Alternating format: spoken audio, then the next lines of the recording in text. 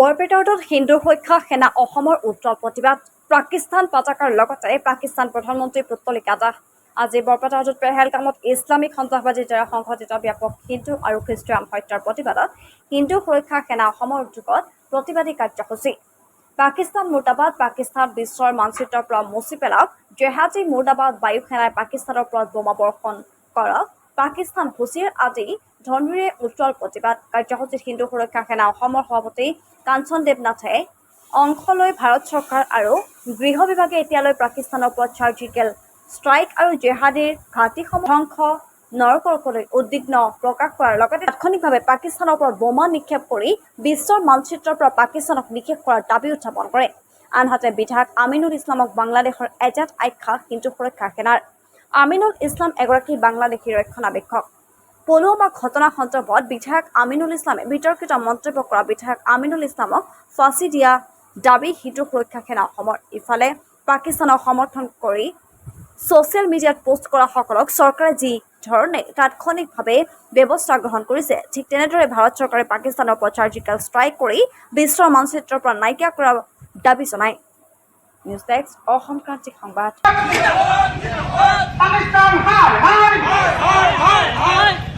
পাকিস্তানী মৌলবাদী জাহাজী ঘাটিসমূহত ভাৰতীয় বায়ুসেনাই বোমা নিক্ষেপ কৰক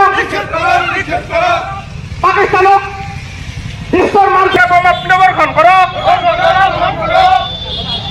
হিন্দু সুৰক্ষা সেনা জিন্দাবাদ হিন্দু সুৰক্ষা সেনা জিন্দাবাদ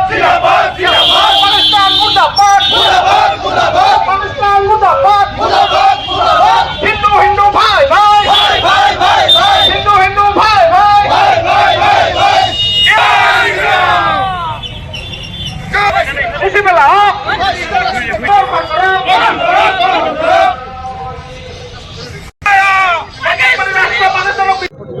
যোৱা 22 তাৰিখে কাশ্মীৰৰ জেহাদী সন্ত্ৰাসবাদীয়ে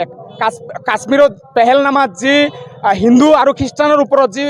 চোৰৰ নিচিনা যি আক্ৰমণ কৰিলে সন্ত্ৰাসবাদীয়ে সেয়া আমি পোনপ্ৰথমে তীব্ৰ ভাষাৰে গৰিহণা দিছোঁ হিন্দু সুৰক্ষা সেনা তৰফৰ পৰা আৰু আজি পাকিস্তানৰ প্ৰধানমন্ত্ৰী আৰু পাকিস্তানৰ পতাকা দাহ কৰিলোঁ এতিয়া আমি ক্ষান্ত নহয় আগন্তুক দিনত আমি ভয়ংকৰ আন্দোলন কৰিব বাধ্য হ'ম কিন্তু আমি ভাৰত চৰকাৰ আৰু গৃহ বিভাগ এই দুটা বিষয়ৰ ওপৰত আমি সন্দেহ প্ৰকাশ কৰিছোঁ যে ভাৰত চৰকাৰে কিয় পাকিস্তানৰ ওপৰত চাৰ্জিকেল ষ্ট্ৰাইক নকৰে আৰু পাকিস্তানত থকা যে জেহাদীৰ ঘাটিসমূহ বা সন্ত্ৰাসবাদীৰ যিসমূহ ঘাটিসমূহ আছে তাৰ ওপৰত কিয় একশ্যন নলয় সেইকাৰণে আমি ভাৰতীয় গৃহ বিভাগৰ ওচৰত আমি দাবী উত্থাপন কৰিছোঁ তৎকালীনভাৱে পাকিস্তানত থকা জেহাদী ঘাটিসমূহৰ ওপৰত বোমা বিস্ফোৰণ ঘটাব লাগে বোমা নিক্ষেপ কৰিব লাগে আৰু পাকিস্তানৰ বিশ্বৰ মানচিত্ৰৰ পৰা নাইকিয়া কৰি দিব লাগে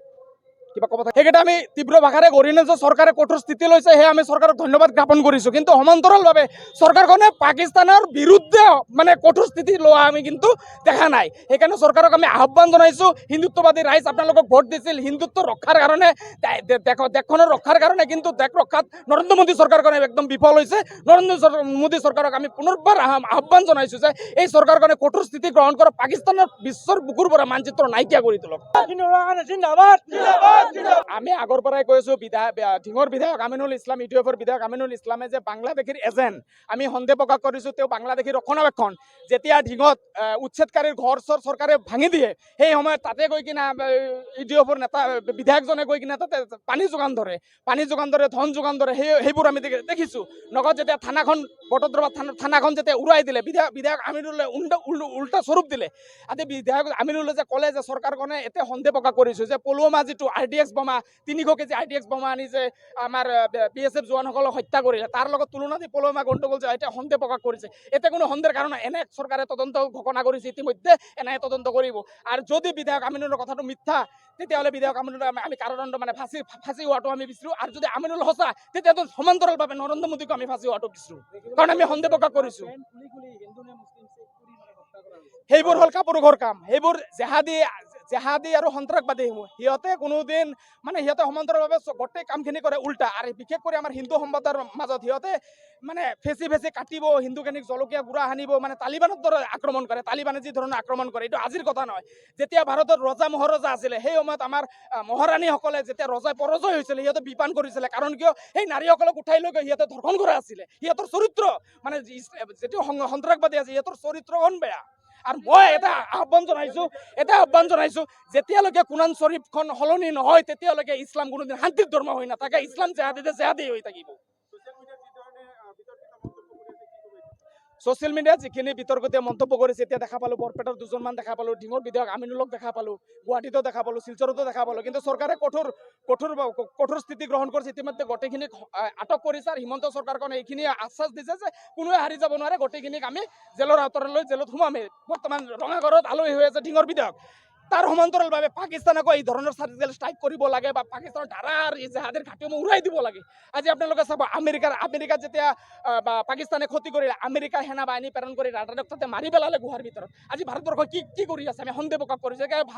ভাৰত চৰকাৰৰ প্ৰতি আমাৰ আহ্বান আছে। আমি মৰম পাওঁ, আমি ভাল পাওঁ, আমি চৰকাৰখনক বিশ্বাস কৰোঁ। এইকাৰণে এই চৰকাৰখনৰ ওপৰত আমাৰ যথেষ্ট আস্থা আছে। এই চৰকাৰখন থাকোঁতে যাতে পাকিস্তান বিশ্বৰ বুকুত নাইকিয়া হৈ যায়, তাকে কামনা কৰিছোঁ।